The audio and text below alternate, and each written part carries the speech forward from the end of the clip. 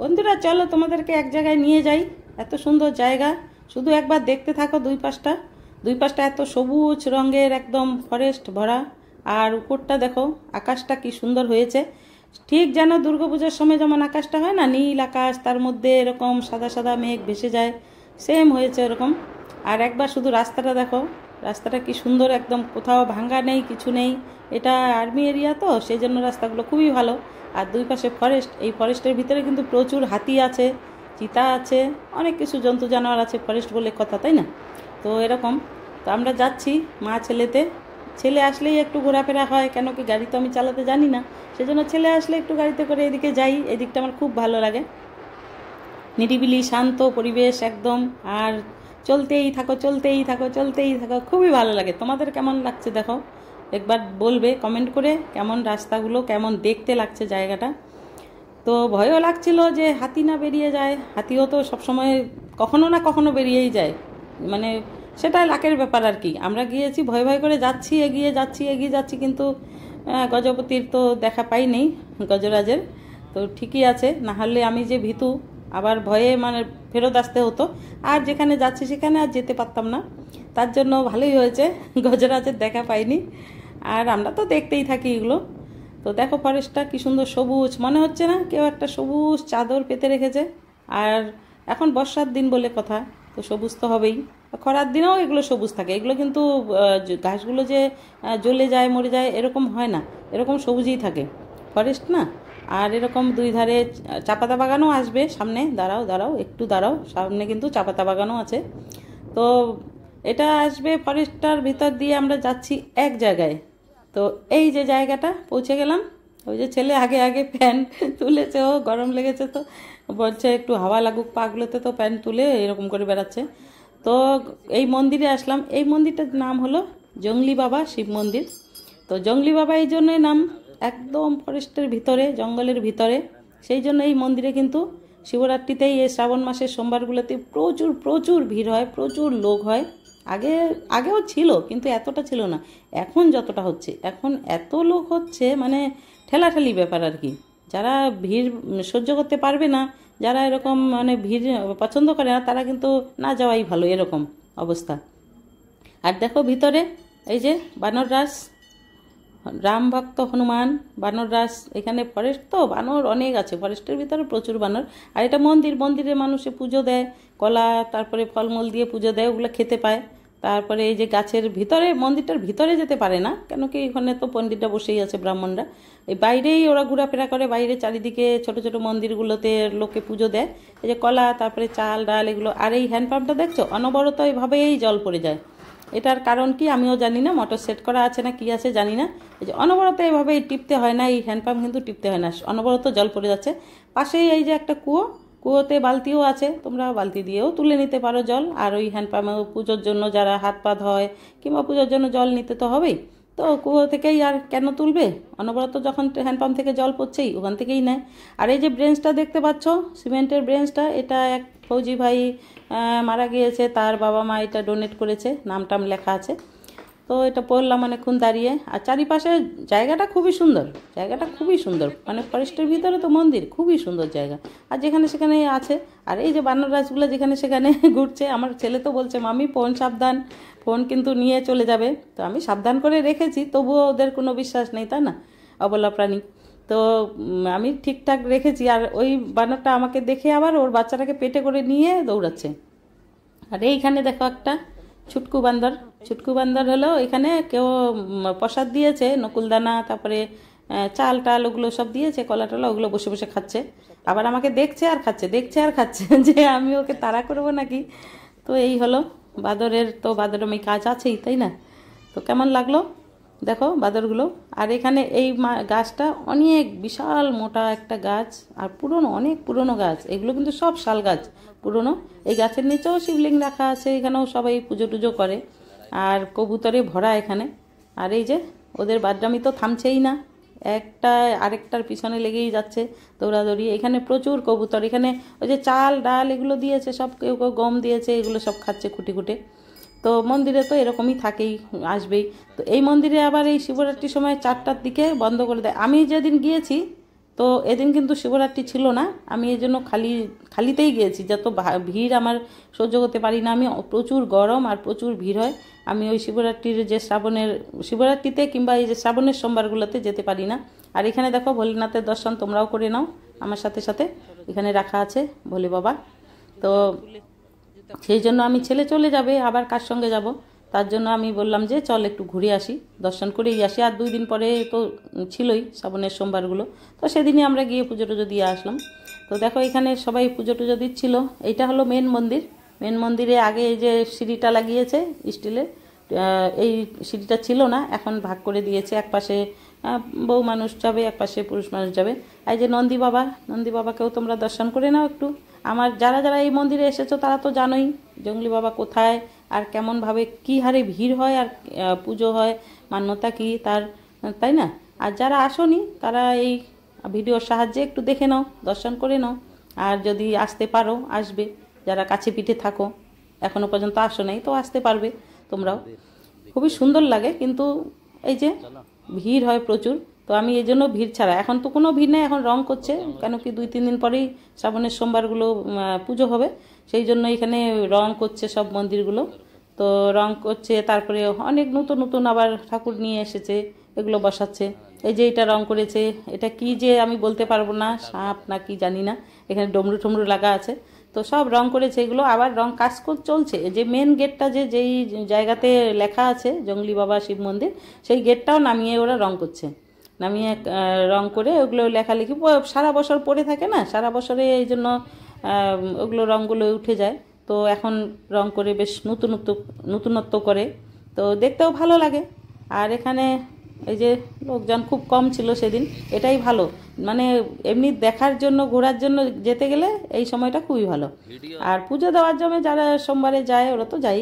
তো দেখো এখানে দুই পাশে 2টা হাতি রাখা আছে, চিহ্ন যে এই ফরেস্টের ভিতরে হাতি আছে, সেই জন্য আমি আবার একটু ফটোশ্যুট করলাম। তো দেখো কেমন উপরের দিকে গাছগুলো তো এমন বেয়ে বেয়ে বেয়ে বেয়ে, শালের গাছ বলে কথা, কত উপরে গাছ, একদম মাথা ঘুরে যাচ্ছে, উপর দিকে দেখলেই মাথা ঘুরে যাচ্ছে। তো নীল আকাশটার জন্য একটু ফটোশ্যুট করে নিলাম, দেখো কি সুন্দর লাগছে দেখতে। তো তোমাদের ভিডিওগুলো যদি ভালো লাগে আমার, তো অবশ্যই কিন্তু লাইক কমেন্ট সাবস্ক্রাইব করবে, আর সাবস্ক্রাইব করে কিন্তু বেল আইকনটা প্রেস করে পাশে থাকবে, এটাই অনুরোধ থাকলো আমার তোমাদের কাছে। তো এরকম ভালো ভালো ভিডিও পাওয়ার জন্য দেখতে হবে, আর আমার ভিডিওগুলো দেখলে যদি ভালো লাগে তাহলেই লাইক কমেন্ট শেয়ার করবে আর পাশে থাকবে। তো হয়ে গেল আমাদের দর্শন, এখন ফেরত আসবো। আর রাস্তা তো, এই রাস্তা থাকলে তো এই গানটা মনেই আসে, এই পথ যদি না শেষ হয়, তাই না বন্ধুরা? এই গানগুলো তো মনেই আসে। কিন্তু এখানে এই যে আরেক জ্যান্ত নন্দী বাবা এখানে একলাই চড়াচ্ছে, ও ঘাস খাচ্ছে। তো এখানে লোক আছে পাশেই, এগুলো ভিতরে কিন্তু এমনি যে ফরেস্ট এমনি না, ফৌজিরাও আছে এখানে, এখানে ফৌজির ইউনিট আছে, মানে আর্মি আর কি, আর্মিদের অফিস আদালত ইউনিট এগুলো আছে ভিতরে, ওরাই হ্যান্ডেল করে ওই মন্দিরটাকে, আর্মিরাই দেখাশোনা করে। সেদিন দেখলাম যে রং করছে যখন, অনেক অফিসাররা এসেছে দেখাশোনা করছে যে কোথায় কোনটা ঠাকুরকে রাখবে, কোন মন্দিরে কি রং হবে, এগুলো সব দেখাশোনা করছে ওরা। তারপরে চারিদিকে তার কাটার ঘেরা দিয়েছে, যাতে তার কাটার ঘেরাতে নাকি হাতিরা ভয় পায় আসতে। আর আগে জলের ছিল না, সেই জলের ট্যাঙ্কটাও বসিয়েছে, আরও যেটাকে বলে, জলের ছিল না আগে, একটু অসুবিধা ছিল। ওখানে আবার একটা মান্যতা আছে যে পুজোর সময় প্রতি সোমবারে করে এই যে খিচুড়ি, তারপরে যার যেমন সামর্থ্য এগুলো বাটে আর কি, লোকে খাওয়া দাওয়া করে, দূর দূর থেকে লোক আসে ওই জন্য খাওয়া দাওয়া করে।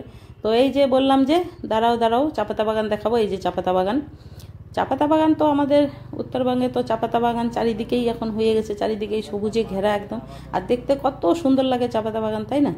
আর এখন লোকজন নেই, কেন কি তুলছে না, যখন তোলে ওরা তখন আরও বেশি ভালো লাগে। এইগুলো আর্মির কোয়ার্টার এগুলো, তো কোয়ার্টার পেরিয়েই যেতে হয়, এগুলো সামনে আসবেই। তো বললাম না আর্মি এরিয়া, আর্মি কোয়ার্টার আছে, আর্মি স্কুল আছে, আর্মির অফিস আছে, সব পেরিয়ে ওই জঙ্গলের ভিতরে ওই মন্দির, ভালোই লাগে, খারাপ লাগে না।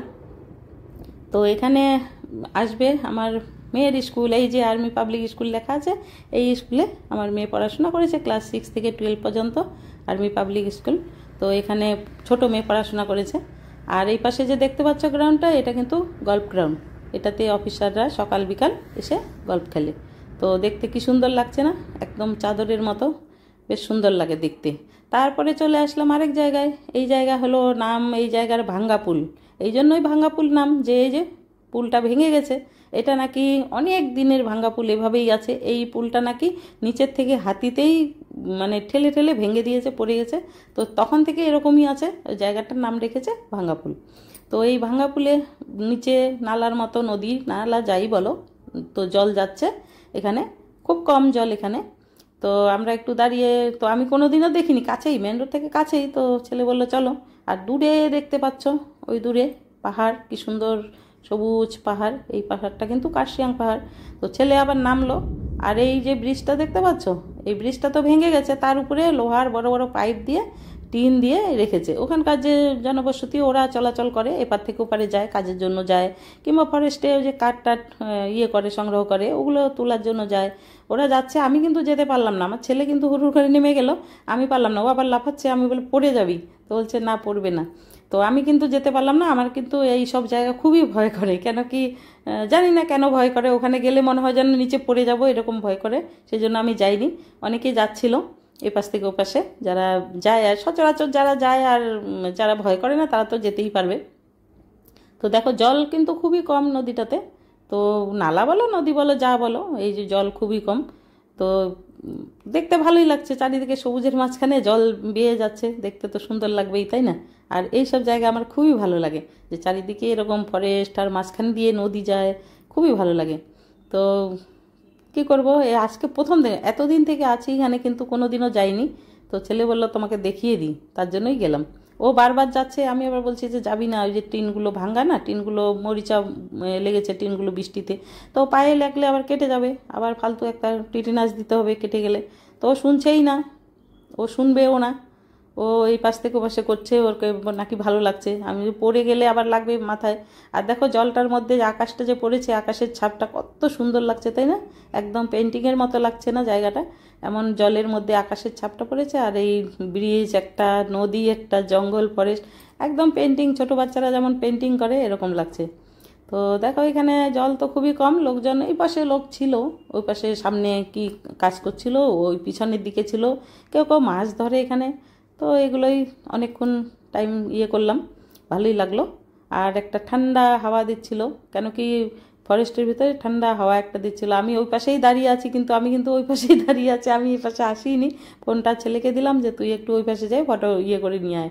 আমি তো যেতে পারছিলামই না, ও কতবার বলছে আসো আসো এই পাশে আসো। আমি বলছি না আমি যাব না, আমার ভয় করছে, মাথা ঘুরায় আমার, ওই সব জায়গায় গেলে আমার মাথা ঘুরে আমি নিচেই পড়ে যাব। তো আমি গেলাম না। তো ওই একটু ফটো তুললো গিয়ে। তারপরে এই জায়গাটাতে একটু সামান্য জল। তো এরকম সিনারি কাদের ওখানে, মানে কার কার বাড়ির জায়গায় এরকম সিনারি জায়গা আছে, একটু কমেন্ট করে আমাকে বলবে, ঠিক আছে? আমি তোমাদের কমেন্টগুলো কিন্তু পড়তে আমার খুবই ভালো লাগে। তোমরা যে কমেন্টগুলো পড়ো বন্ধুরা, করো, তো আমার কিন্তু পড়তে খুবই ভালো লাগে। তোমরা কিন্তু কমেন্টে জানাবে যে জায়গাটা কেমন লাগলো, আর আমাদের এই জায়গাগুলো কেমন লাগছে, এই ফরেস্টের ভিতরে মন্দিরটা কেমন লাগলো তোমাদের। তো একটু জানাবে কমেন্ট করে। আর এই যে বললাম যে লোহার পাইপ দিয়ে রেখেছে, তার উপরে টিন দিয়ে এটা ব্রিজ বানিয়েছে। তো নিচে তো পাথর পড়ে গেলে তো মাথায় লাগবেই, তো পড়ে না, সবাই যাওয়া আসা এর উপর দিয়েই করে, সেভাবেই বানানো আছে এটা জায়গাটা। তো আমার তো তবুও ভয় করছিল, আমি যেতে পারলাম না। তারপরে তো আমি এখানেই দাঁড়িয়ে আছি, ছেলেকে বলছি চলে আয়, চলে যাব, চলে আয়। ও তো শুনছেই না, এদিকে যাচ্ছে ওইদিকে যাচ্ছে ও। তো ভালোই লাগলো। তো তোমরা কিন্তু কমেন্ট অবশ্যই করবে আমাকে কেমন লাগছে জায়গাটা। আর এখানে তোমাদেরকে একটা জিনিস দেখাবো, একটা গাছ আছে, ওই গাছটাতে অনেক ফল, অনেক ফল, ছোট ছোট ছোট ছোট একদম, যে আমড়া হয় না, আমড়ার মতো ফলগুলো, ওই ফলগুলো গাছে ভর্তি একদম। ফলগুলোর গাছটার নাম কি, ফলগুলোর নাম কি আমি জানি না, নিচেও পড়া ছিল। তো আমি আবার ফোন নিয়ে এই যে তোমাদেরকে দেখাচ্ছি একটু। আর রোদ্রু ছিল, তো রোদ লাগছিল, প্রচুর রোদ লাগছিল। তো আমি একটু তোমাদেরকেও দেখাচ্ছি যে এই যে ব্রিজটা ভাঙ্গা, দেখো একটু। তো তোমাদেরকে এই গাছটা দেখি, এই যে গাছটা, গাছটার নাম আমি জানি না কি গাছের নাম। আর অনেক ছোট ছোট ফল ফলেছিল, সেই ফলগুলো না নিচে একদম পড়ে একদম অনেকগুলো ফল ছিল। তো আমাকে দেখতে তো ভালোই লাগছিল, কিন্তু নাম জানি না। আর দেখো কত সুন্দর লাগছে, কত সুন্দর লাগছে উপরটা, মানে সবুজ সবুজ গাছগুলো আর নীল নীল আকাশ, তার মধ্যে সাদা সাদা মেঘ। আর দূরে ওই দূরে পাহাড়। তো এত সুন্দর লাগছিল, আমার তো আসতেই ইচ্ছে করছিল, কিন্তু রোদ্রও প্রচুর ছিল, গরম লাগছিল। তো এই হলো ঘোরাফেরা ছেলের সঙ্গে। ছেলে আসলেই একটু যাই আমি, এই পাশটা আমার খুবই ভালো লাগে। তো এই যে গাছটা, এটাকে কি গাছ বলে আমি জানি না, অনেক ফল, মানে ছোট ছোট আমরা যে বলি না, আমরা জাম, আমরা কিংবা জলপাই, এরকম ফলগুলো গোল গোল। তো সব নিচে একদম প্রচুর পড়েছিল, ওগুলো খায় না হয়তো, তবেই তো পড়েছিল, খাওয়া হলে তো লোকে নিয়ে যেয়ে খেয়ে নিত, তাই না? আর হয়তো খায় না, এই যে ফলগুলো অনেক পড়ে আছে, যেমন আমরা যে বলি না, আমরা চাটনি যে খাই আমরা, সেম একদম দেখতে ওরকমই। আমি জানি না, তোমরা জানলে এই ফলটার নাম বলবে কি, তো কমেন্ট করে বলবে তোমরা এই ফলটাকে কি বলে। এই খাওয়ার জিনিস হলে তো থাকতো না এরকমভাবে গাছের তলায়, তাই না? তাহলে তো গাছেই থাকতো না। আর এখন তো খাওয়ার জিনিস নয় জন্য পড়ে আছে নিচে, তাই না? তো এই পাশ থেকে দেখো, বললাম যে ওখানে ওইখানকার মানে ওইখানকার বসতি ছেলেগুলো ওরা ঘোরাফেরা করে, এই যে আসছে ওরা ওরা এই পাশ থেকে এই পাশে আসছে। আমার তো দেখেই ভয় করছিল, আমার তো দেখেই একদম গা কাটা দিচ্ছিল। ওরা বেশ সুন্দর এগিয়ে এগিয়ে আসছে, সবাই এরকম করেই ওরা পারাপার করে, ওদের ভয় নেই, ওরা প্রতিদিনের ভাবে যাওয়া আসা করে এ পাশ থেকে ও পাশে ফরেস্টে। আর হয়তো মন্দিরের দিকেও এই জায়গাটা দিয়ে না, এই ভাঙ্গা পুল দিয়ে ওই জঙ্গলি বাবা মন্দিরটা যে বললাম, ওই মন্দিরে কিন্তু সোজা, এটা কিন্তু সোজা রাস্তা, যারা সাইকেল নিয়ে যায় কিংবা পায়ে হেঁটে যায় এই দিক থেকেই যায় ওরা। আর আমরা যে ঘুরে গেলাম একদম, আমরা আমার ছেলের কাণ্ড দেখো একবার, ওখানে গিয়ে হাত মুখ ধুয়ে জলে পুরো ভিজে গেছে, এখন ওই পাশ থেকেই উঠে আসবে। আমি যত মানা করছি ও শুনছেই না, ওই পাশ থেকেই উঠে উঠে আসবে। ও বলছে আমার অভ্যেস আছে, আমি আসি এগুলোতে। আমি বললাম তুই কখন আসিস এইদিকে, এরকম করে আসবি না। ও এই যে ভিজে টিজে আসলো, তারপরে তো এখন চলে আসবো বাড়ি। আর রোদ্রুও লাগছিল, গরম লাগছিল, আর দূরের পাহাড়টা দেখতে এত সুন্দর লাগছিল। বন্ধুরা কমেন্ট করবে কেমন লাগছে তোমাদের। ওই দূরে পাহাড়, তার নিচে এই যে সবুজ ঘাস, তারপরে আমরা যাচ্ছি গাড়িতে করে, সুন্দর লাগছিল। এই যে চাপাতা বাগান, তারপরে এই চাপাতা বাগানটা অনেক বড়, অনেক বড়, বিশাল চাপাতা বাগান। আমি তো সবটা দেখাতেই পারলাম না তোমাদের, একটুখানি তুলে ধরেছি। তো চলে আসলাম, এই যে চলে আসবো এখন এই ওভারব্রিজটার উপর থেকে, তারপরে বাড়ি চলে আসবো। কেন কি খিদেও লেগেছে, সকাল থেকে খাই নেই মন্দিরে যাওয়ার জন্য। তো এখন এসে খাওয়া দাওয়া করবো। তো আমার ব্লগটা যদি ভালো লাগে, আমার ভিডিওটা যদি বন্ধুরা ভালো লাগে তোমাদের, তাহলে কিন্তু কমেন্ট অবশ্যই করে জানাবে কেমন লাগলো, আর আমার পাশে থাকার অনুরোধ থাকলো। তো এই হলো আজকের ঘোরাফেরা মা ছেলেতে। তো ছেলে চলে যাবে।